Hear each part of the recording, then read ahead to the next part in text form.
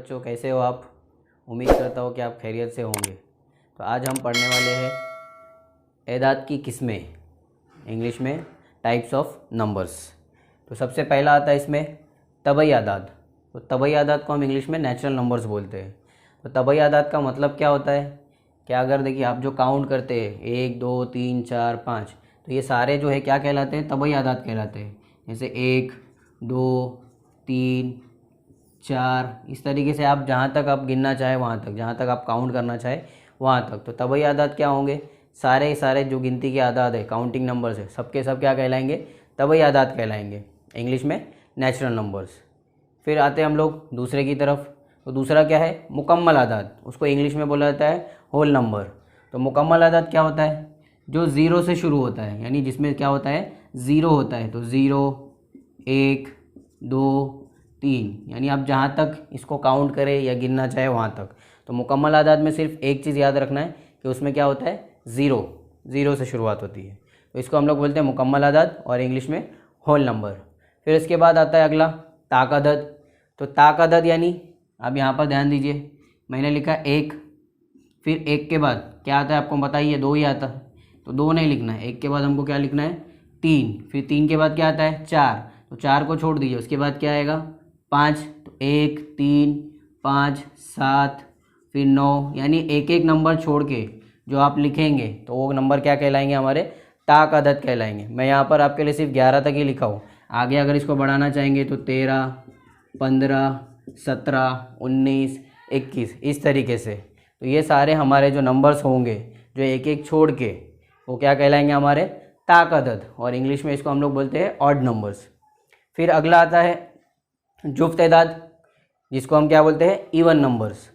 तो जुफ्त तादाद क्या होता है, आप देखिए यहाँ पर आप एक के बाद एक नंबर छोड़ रहे थे, तो जो नंबर वहाँ छोड़ रहे थे वहाँ ये इसमें लिखना है, वो 2 4 6 8 10 12, फिर उसके बाद 14 16 18 20 22, यानी इस तरीके से जो नंबर होंगे वो सब क्या कहलाएंगे, हमारे जुफ्त तादाद यानी इवन नंबर्स।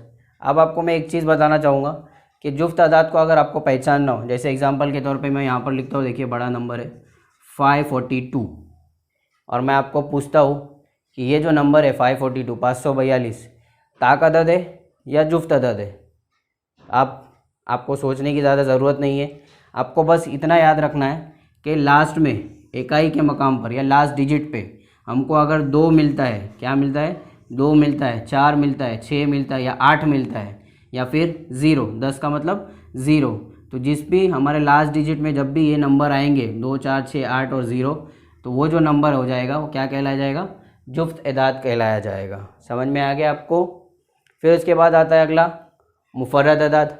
तो मुफर्रद अदाद का मतलब क्या होता है कि ऐसे आदाद जो सिर्फ़ और सिर्फ अपने पहाड़े में आते हैं, यानी किसी और के पहाड़े में जाते नहीं है वो। अब जैसे एग्जांपल के तौर पे देखिए 2 क्या है, किसी और के पहाड़े में जाता है क्या, खुद के ही पहाड़े में रहता है ना, तो 2।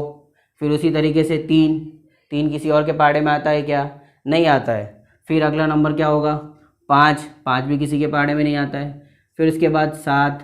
अब उसके बाद अगर मैं 9 लिखूँ तो 9 ये गलत हो जाएगा, क्योंकि ये मुफर्रद अदद नहीं है। मुफर्रद अदद का मतलब क्या बताया मैंने आपको, कि ऐसे नंबर जो सिर्फ़ और सिर्फ अपने टेबल में या अपने पहाड़े में ही आते हो। तो 9 पे अगर गौर करें तो 9 जो है वो 3 के टेबल में आता है, 3 के पहाड़े में, 3 तिया 9, तो ये आता है ना, तो इसके लिए हम 9 को नहीं लेंगे। उसके बाद डायरेक्ट हमारा क्या आएगा, 11। फिर 11 के बाद 13, फिर आप बोलेंगे सर 15, तो 15 देखिए 5 के टेबल में भी आता है, 3 के टेबल में भी आता है, तो 15 नहीं लिखेंगे। उसके बाद डायरेक्ट लिखेंगे 17, फिर उसके बाद 19। यानी अगर हमको बोला जाए कि 1 से लेकर 100 तक तमाम मुफर्रद अदाद निकालिए, तो आप निकाल सकते हो कि नहीं। हमको बस ये ध्यान में रखना है कि ऐसे नंबर जो सिर्फ अपने पहाड़े में आता है उसको हम लोग बोलते हैं मुफर्रद अदाद। अगला मुरक्कब अदाद। तो मुरक्कब अदाद किसे कहते हैं, मैंने आपको यहाँ पर जो कि मुफर्रद अदाद बताया था, क्या था कि 2 3 5 7 11। तो इसमें देखिए 3 के बाद में हमने 4 नहीं लिए, तो जो नंबर मुफर्रद अदाद नहीं होते वो सब मुरक्कब अदाद होते हैं। तो जैसे 4 हो गया, वहाँ पर देखिए आपने 5 लिखे, तो यहाँ पर क्या आएगा, 6 आएगा। फिर उसके बाद आपने वहाँ पर 7 भी लिखे, 7 के बाद क्या आ गया, 8, फिर 9 भी आ जाएगा, 10 भी आ जाएगा, क्योंकि हमने यहाँ पर नहीं लिखे। यानी जो आदाद मुफर्रद आदाद नहीं होंगे वो क्या कहलाएंगे, हमारे मुरक्कब आदाद कहलाएंगे। और मुरक्कब आदाद कहाँ से शुरू होता है, 4 से शुरू होता है, इस बात को ख्याल रखिएगा। फिर अगला नातिक आदाद। तो नातिक आदाद को पहचानना आप लोगों के लिए बहुत आसान है कि जो भी नंबर जो है थे बटे की सूरत में हो, जैसे 2/3, फिर 4/5, तो ऐसे एदाद जो कि बटे वाली सूरत में हो वो क्या कहलाते हैं, नातिक आदाद कहलाते हैं। अब एक और चीज़ यहाँ पर आपको ख्याल रखना है कि कोई ऐसा नंबर जो किसी का क्या हो, मुरब्बा हो। जैसे एग्जांपल के तौर पे देखिए 4, भले ये बटे की सूरत में नहीं है लेकिन ये नातिक आदाद है, तो आप बोलेंगे सर ये कैसे। तो 4 जो है किसका मुरब्बा है, आपको मालूम है 4 2 का मुरब्बा है, 2 का मुरब्बा 4 होता है ना। फिर उसी तरीके से 9 3 का मुरब्बा है, 16 4 का मुरब्बा है। यानी हमको इस बात का ख्याल रखना है, एक तो बटे वाली सूरत होना चाहिए नातिक आदाद के लिए, या फिर कोई ऐसा नंबर जो किसी का क्या हो, मुरब्बा हो, तो वो भी क्या कहलाएंगे, नातिक आदाद कहलाएंगे। अगला है गैर नातिक आदाद। तो गैर नातिक आदाद यानी क्या, जो कि बटे वाली सूरत में ना हो। तो आप बटे वाली सूरत आपको मैंने बता दिया, ये तकसीम वाली सूरत। तो गैर नातिक यानी ऐसे आदाद जो बटे की सूरत में ना हो। जैसे एग्जांपल के तौर पे देखिए 2 हो गया, 3 हो गया, या फिर जज़र 2 हो गया। कोई ऐसा आदत जो जज़र में आता हो और किसी का मुरब्बा ना हो, तो वो क्या कहलाएगा, गैर नातिक आदत कहलाएगा। या अगर हम जज़र 2 की कीमत निकालें तो जज़र 2 की कीमत जो है हमको क्या मिलती है, 1.414। यानी इसको हम हल करते जाए तो हमको लामहदूद इसका हल मिलेगा। तो ऐसे आदाद जो बटे वाली सूरत में ना हो और किसी का मुरब्बा भी ना हो, तो वो आदाद क्या कहलाएंगे, गैर नातिक आदाद कहलाएंगे। अब अगला आता है सही आदाद। तो सही आदाद क्या होता है, तो यहाँ पर देखिए इसमें क्या होता है कि जमा वाले आदाद भी होते हैं और नफ़ी वाले आदाद भी होते हैं। मैं देखिए यहाँ पर एक ख़त बना के आपको समझाता हूँ। ये एक ख़त है, यहाँ पर मैंने ले लिया 0, 0 के सीधे हाथ की तरफ सारे जमा वाले आदाद होते हैं, इसको याद रखिए।